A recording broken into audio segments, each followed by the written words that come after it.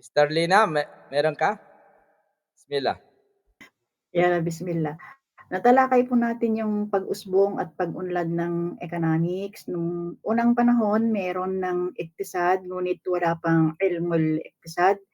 Pero meron ng supply at demand. Sa makabagong panahon, nagkaroon ng malalaking issues gaya ng inflation, unemployment at iba pa. Natalakay din po natin yung bakit mahalaga ang pagkakaiba ng economic bilang agham at ang mga idea sa economics dahil po ito ay magdudulot ng kalituhan kung saan magsisimula ang sistematikong pag-aaral.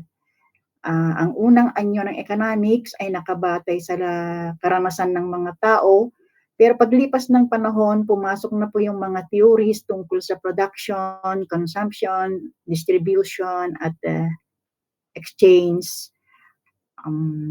Natalakay din po natin yung mga contributions ng mga tanyag na philosophers, gaya po nila Plato at Aristotle, na naglatag ng mahahalagang konsepto tulad ng division of labor. At yung mga Romano ay nag-ambag sa aspeto ng yung natural law na naka-impluensya sa pag-unlad ng economics. Yung mga ideas po nila ay ugat ng modernong economics na ginagamit natin ngayon, hanggang ngayon. At natalakay din po natin yung economics ng Middle Ages na nakasentro sa feudalism at agriculture. At ang simbahan ay ang may hawak ng pag-aaral at pananaw sa ekonomiya. Yun lang po. MashaAllah, barakallahu fiqh, Sister Lina, mumtaz.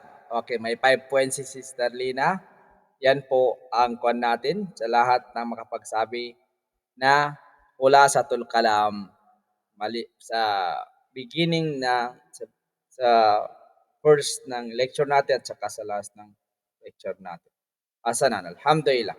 So, jazakumullah khairan. Sino magdagdag?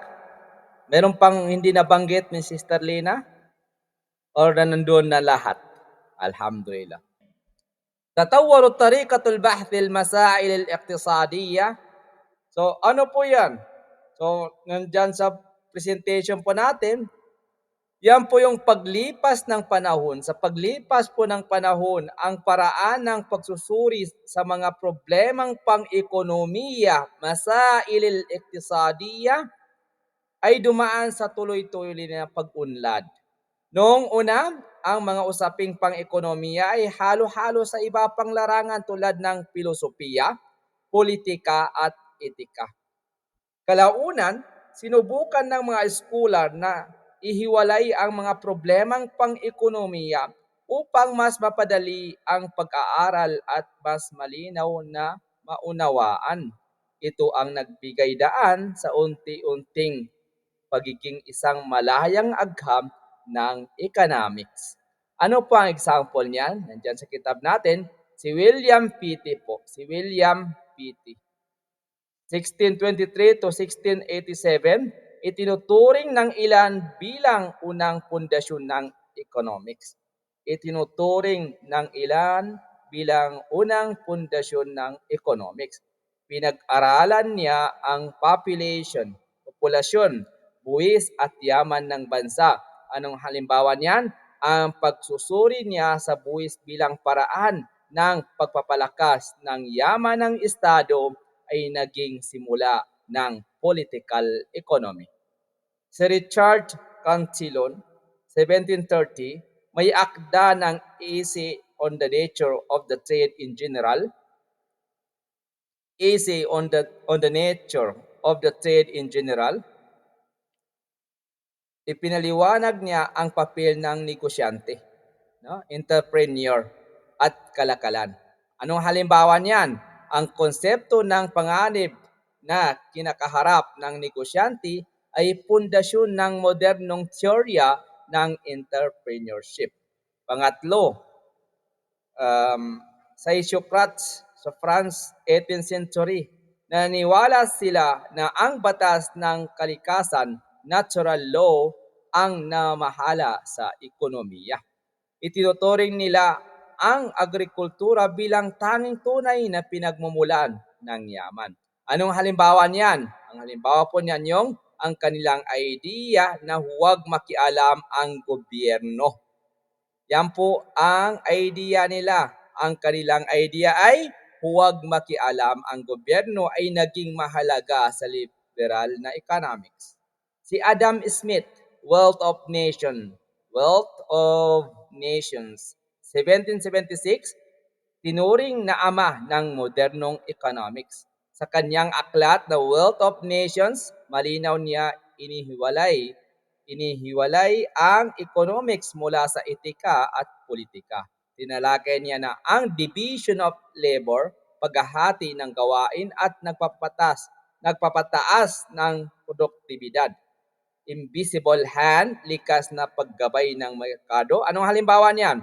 Ang halimbawa po niyan, ang isang mangangalakal na naghangad lamang ng sariling kita ay hindi sinasadyang nakatutulong sa kabuuang ekonomiya.